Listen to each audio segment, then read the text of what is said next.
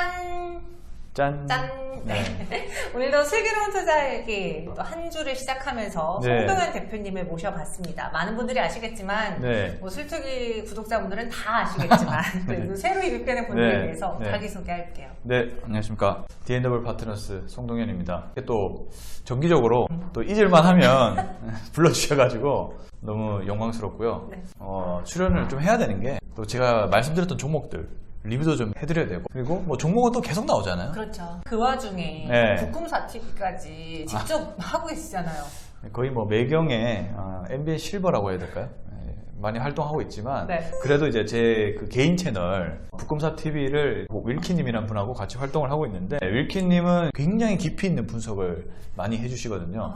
지금 뭐 영남대학교에서 재무 관련해서 박사학위 수료 과정에 있으시거든요. 그래서 깊이가 좀 남다르세요. 약간 정통파네요. 그래서 디테일한 종목 분석을 굉장히 잘 해주시기 때문에, 그리고 또 저희가 열심히 해서 지금 구독자가 800명 가까이 됐거든요. 1000명 만들어 주십시오. 네. 알겠습니다. 저희 슬기로운 투자 얘기와 송동현 대표님 네. 계속해서 많은 관심 부탁드리겠고요. 오늘 이제 급하게 송동현 대표님하고 시장 이야기 하다가 네. 방송 찍지 않을래요? 라고 하면서 이 자리까지 오게 된 거거든요. 네, 그렇죠. 예정에 있던 건 아니었는데, 맞아요. 근데 오늘 막 방송 마감하고 온 상황에서 봤을 때 시장이 전반적으로 좋지 않은 건 여전한데 이상하게 네. 제약바이오 업종이 살짝 꿈틀거려. 오늘 마침 셀트리온 그룹주가 올랐고, 그렇네요, 보니까. 이게 뭔가 정부 정책의 그 수혜 때문인 건지, 아니면 제약바이오가 많이 빠져서인 건지, 아니면 아직도 올라설 때가 아니지만 그냥 오늘 정말 잠깐 오른 건지, 제가 어떻게 보십니까? 그렇죠. 앵커님께서 말씀 잘 해주셨는데, 솔직히 종목들이 많이 빠졌는데 특히 제약바이오가 특히 안 올라왔잖아요. 맞아요. 여러 이유가 있겠지만 어쨌든 코로나 이후에 제약바이오 업종도 사실 좀 보셔야 되는 게, 이제 위드 코로나가 되면서 멈춰있던 임상들이 또 많이 진행이 되잖아요. 네네네. 그리고 무엇보다 가장 큰 이유는 많이 떨어졌기 때문에 올라오는 것이라고 생각이 들어요.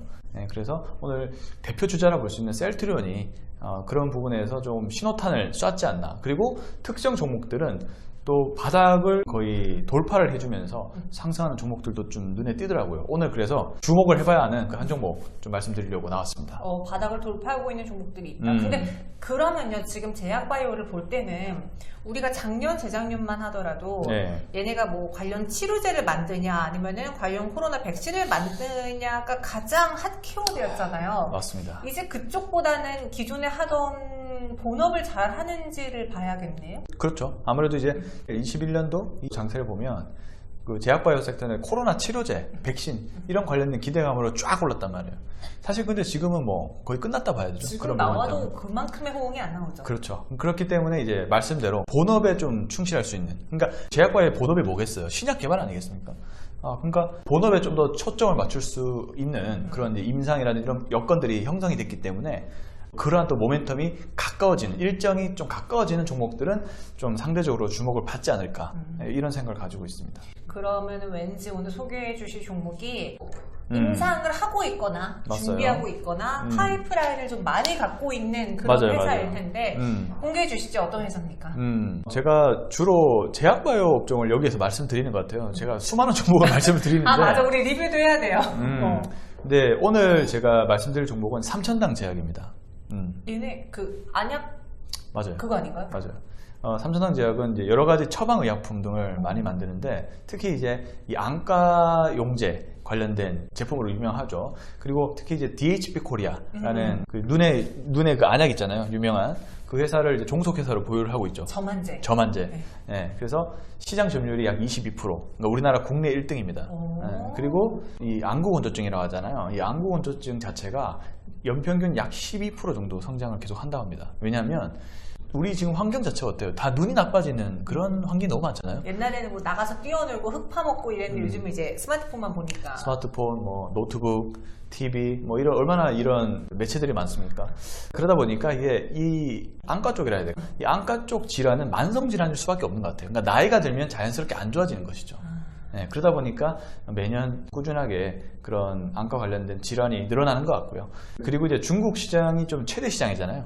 그쪽도 이제 안과 질환이 좀 만만치 않더라고요. 그래서 그쪽도 계속 연평균 한 10% 이상대 성장을 하고 있기 때문에 이 안과 질환 쪽에서의 성장세에 따라서 이제 삼천장 제약도 그 관련된 치료제들을 만들고 있습니다. 일단 그 모멘텀을 하나 좀 소개를 해드릴까 하는데, 그럼 이거는 기존에 이미 완성이 됐고 판매하고 있는 모멘텀인 거죠? 아니죠.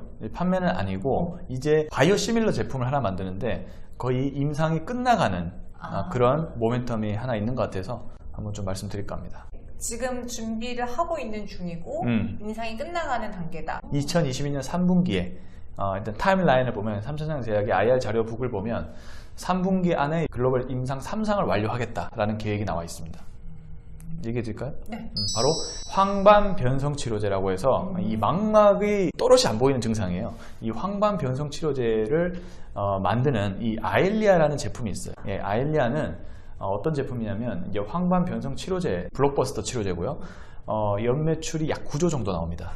미국의 리제레논과 독일의 바이엘이 동시에 개발한 이 아일리아라는 블록버스터 치료제가 있거든요. 네. 연매출 9조가 나오고 판매량으로는 6입니다. 전 세계. 그 정도로 굉장히 많이 판매가 됐던 그 오리지널 제약을 복제약을 만드는 것이죠. 근데 삼천장 제약이 바로 바이오시밀러 제품을 만드는 겁니다. 그게 이제 아일리아 바이오시밀러라고 하고 현재 글로벌 임상 3상을 2022년 3분기 안에 끝내겠다라는 계획을 가지고 있습니다. 근데 궁금한 게요. 신약을 개발하는 건 되게 힘들다는 걸 알거든요. 근데 바이오시밀러를 임상한다는 건 그래도 신약보다는 임상 성공률이 높은 편이지 않을까요?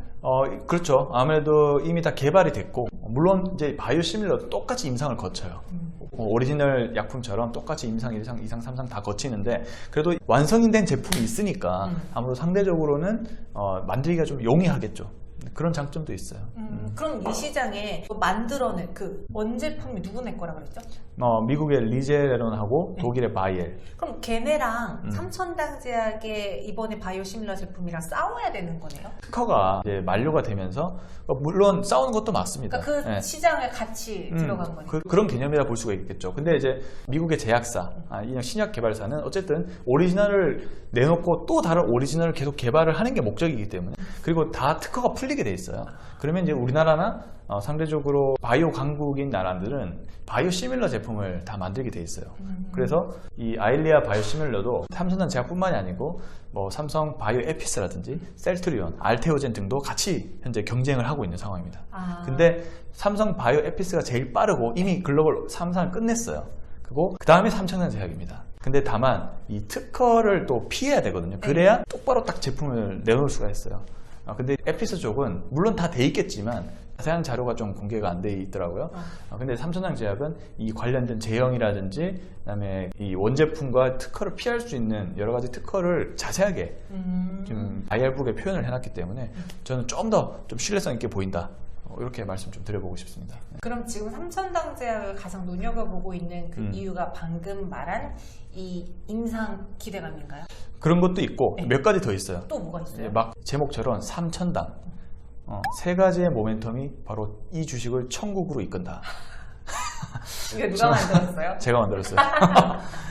정목도른방에 나올 만한 느낌인데 이거. 제가 오늘 보고 리포트에서 이제 이런 제목으로 삼천장 제가 또 소개를 했습니다. 네. 두 번째는 일단 그 아일리아 바이오시밀러 제품 좀 기대가 되고, 그걸 조금만 더 자세하게 설명드리면은 19년도에 일본의 다케다 그룹의 계열사를 볼 수 있는 이 신주 제약하고 이미 단독 공급 계약이 돼 있어요.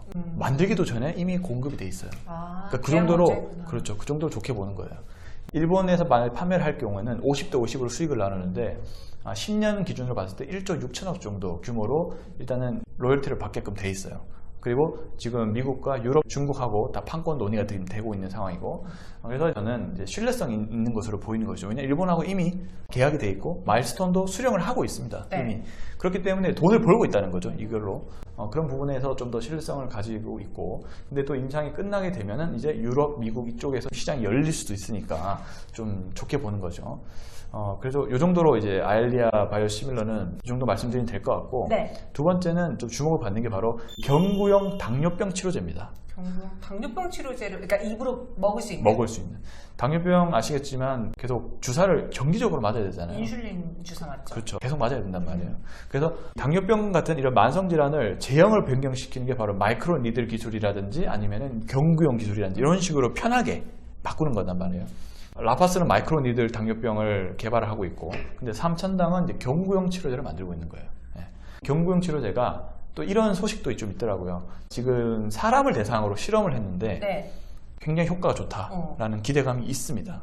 이거는 약간 내피셜까지는 아니고 네, 그냥 상간에 떠도는 이야기. 개인적으로 좀 들은 소식인데 네. 어쨌든 이 데이터가 좋게 확보가 됐다라는 말이 있어서 그렇게 될 경우 좀 기대감을 또 받을 수가 있거든요. 근데 이거는 그러니까 이 과정을 이제 휴먼 파일럿 과정이라고 하는데 이 과정을 거치고 그 다음에 이제 임상 1상, 2상, 3상으로 나아가야 되고요. 아직 멀었어요, 솔직히. 네, 멀긴 했는데 그래도 휴먼 파일럿 단계에서 좋은 결과를 내고 있다라는 기대감이 좀 있는 것 같아요. 그래서 지금 보시면 수급이 좀 예사롭지 않은 게 연기금이 계속 사고 있어요. 삼천단제가요? 예. 제가 그러니까 저는 이런 종목을 항상 보면 결과가 좋긴 하더라고요. 왜냐하면 연기금이 삼천당을 잘 안 사다가 갑자기 지금 뭐 4만 주, 5만 주씩 계속 사요. 한 7, 8일 동안 계속. 오늘도 네. 샀더라고요. 네. 그러니까 예사롭지 않은 거죠. 연기금이 사는데 뭐 이유가 있지 않겠습니까? 그런 관점에서 일단은 당뇨병 치료제도 좀 좋은 결과가 기대되는 그런 상황으로 보여집니다. 이게 바로 이제 삼천단제약의 고유 기술이라고 볼 수 있는 SPAS라는 기술이 있어요. 이게 바로 제형을 경구용으로 바꾸는 기술인데 SPAS 기술을 활용해서 이제 당뇨병 치료제라든지 그다음에 코로나19 먹는 치료제도 현재 개발을 하고 있습니다. 그동안에 지난번에 이야기해 주신 라파스의 경우에는 이제 패치형이었는데 패치형. 얘는 경구용. 경구용으로. 네, 그렇죠. 여기까지가 두 번째. 그럼 세 번째는요? 코로나 치료제죠. 코로나 치료제 너무 지난 거 아니에요? 근데 그렇지만 코로나가 사실 끝난 건 아니잖아요. 네, 계속 그렇죠. 환자 수는 계속 나오고 있고 어쨌든 치료제는 계속 필요하다고 생각이 들어요. 물론 이게 주요한 모멘텀은 아니겠지만은 어쨌든 코로나19 치료제가 개발되면 어쨌든 판매는 될 거예요. 플러스 알파가 될 수 플러스 알파는 될 수 있죠. 그러니까 물론 지금은 조금 약하긴 하지만 그래도 먹는 코로나 치료제가 나오게 되면은 우리나라 지금 수입을 하고 있잖아요. 화이자로부터. 근데 이제 수급이 원활하게 우리가 이제 자연스럽게 병원에서 이제 처방을 받을 수가 있겠죠. 그런 단계도 기대가 되면 삼천장 제약의 수익성에는 도움이 되지 않을까 이렇게 생각합니다. 이렇게 세 가지 모멘텀으로 천국을 보내주겠다. 송병 대표님이 생각하는 네. 삼천당 제약의 천국은 대략 어느 정도의 선입니까? 사실 그 제약바이오 주가 예측이 굉장히 힘들죠. 임상 결과도 봐야 되고 한데 그래서 일단은 뭐 베스트 케이스로밖에 생각할 수가 없을 것 같아요. 뭐 워스트 케이스는 망하는 거니까. 그렇죠. 네, 베스트 케이스는 저는 한 10만 원 정도 예측됩니다. 왜냐하면 아일리아의 규모가 상대적으로 생각보다 커요. 일본의 1조 6천억 10년간 그리고 뭐 유럽과 뭐 이렇게 판권 합쳐다 6조 원 정도 총 합치면 7조 원 정도 든단 말이에요. 이걸 10으로만 나눠도 연매출 7천억이 나온다는 소리거든요. 네. 그러니까 그 정도의 규모를 발생시킬 수 있는 신약 바이오시밀러라면은 충분히 조금 밸류를 좀 높게 평가를 받을 수 있지 않을까. 거기에다 이제 여러 가지 당뇨병 치료제에 대한 기대감까지 더하면 정고점 영역이 약 10만 원 정도거든요. 네. 그래서 한 그 부분까지는 갈 가능성이 있지 않을까. 네, 조심스럽게 한번 예상해 봅니다. 네. 제약바이오의 경우에는 여러분들이 정말 꼭 아셔야 돼요. 이런 장점이 있지만 말씀해 주신 것처럼 최악의 경우, 워스트의 경우에는 그냥 망하는 거다라고 말할 정도로 모든 것이 올스톱되는 경우도 있으니까 여러분들이 투자 판단 시에 잘 참고해 보시길 바라겠고요. 근데 다만 확률을 높게 본다는 거죠. 그렇죠. 아일리아 쪽은 확률을 조금 높게는 봅니다. 앞서 말씀드렸지만 바이오시밀러가 이미 개발이 됐고 그래서 그걸 그대로 복제약을 가져오는 시스템이기 때문에 실패할 확률은 적지 않을까. 그러니까 제가 판단해드려야 되니까. 네네네. 그런 관점으로 보시면 좋을 것 같습니다. 알겠습니다. 삼천당 제약이 눈에 띈다. 연기금의 이 매수도 심상치 않아 맞습니다. 네. 보인다라고 오늘 송동현 대표님께서 꼽아주셨고 저희가 2편에서는 제약바이오가 아닌 또 다른 기대주 한 종목과 함께 지난번에 소개해드렸던 라파스의 리뷰를 같이 해보도록 할게요. 조금만 기다려주시고요. 저희 2편에서 뵙겠습니다. 네.